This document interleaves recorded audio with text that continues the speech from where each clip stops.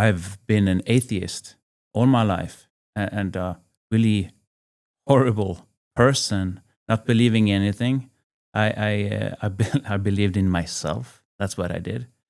But I can just tell you something early in my life, because when I was young, the reason why I became an atheist was I was in school, and at that time,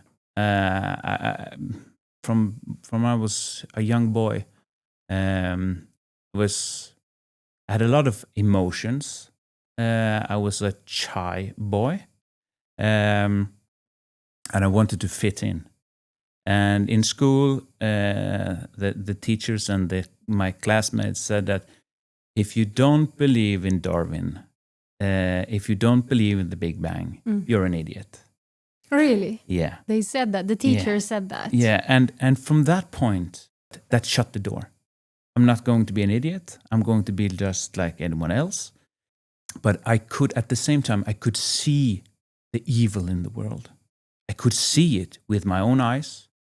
And from that point, when I took the choice, becoming an atheist, not believing in anything, I had to do something at the same time. I had to do something about my emotions, because if I'm not going to have any hope in this world, you need to take care of yourself. You can't trust anyone. You need to make precautions.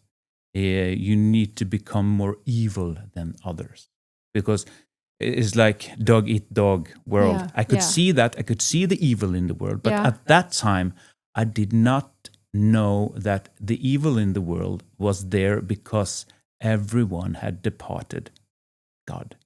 That's why we have evil. But I thought, okay, there's nothing. I just have to take care of me and everything that revolves around me. I need to protect that. Yeah.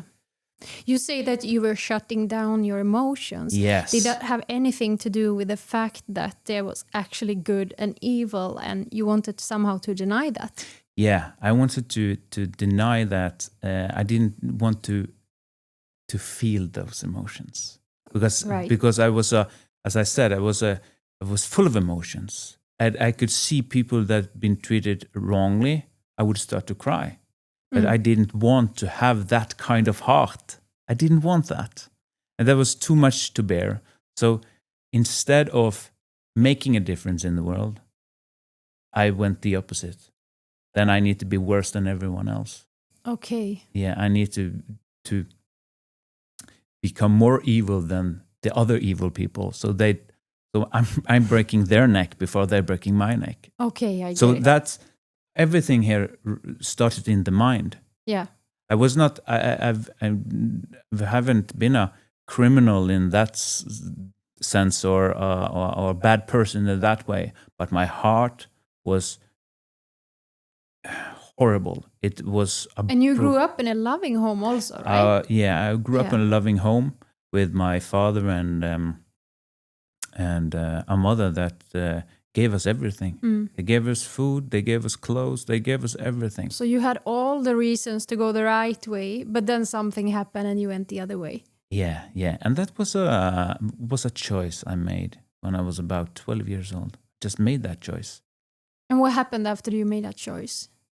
One of the things, when I started getting older, I was always thinking about myself.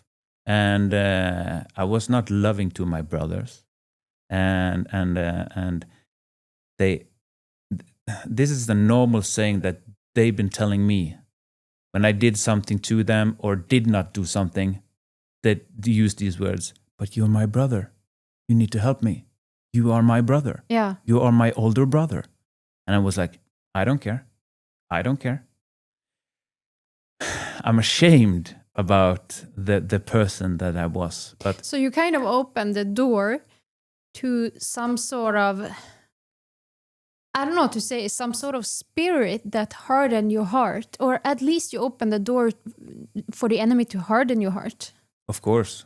I did that. I took a stand on it, and I put the course, and I just went for it. This is the way I'm going go about things. And then it just became worse and not at that point, because I became a car mechanic. Yeah. And from that point, after I became a car mechanic, I started my own workshop. And that went very good, making good money. And I had a beautiful girlfriend that is the mother of my children at that time. Yeah.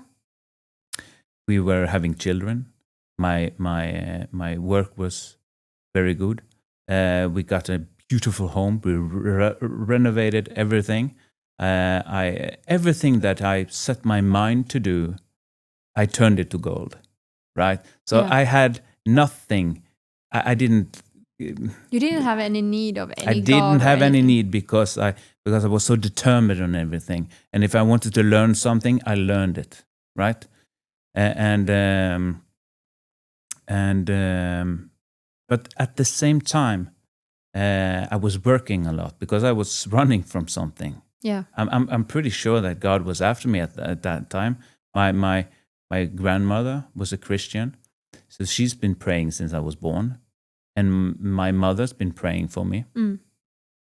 But everything I did, everything went well. I had a beautiful home, I had a nice family, had a lot of cars, boats, and at the same time, I needed to work a lot, make a lot of money. To have all this, you need to have money, and then you have to work, and your health needs to be okay. Yeah.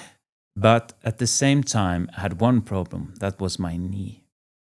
The Lord really wanted me to bend my knee, I will tell you.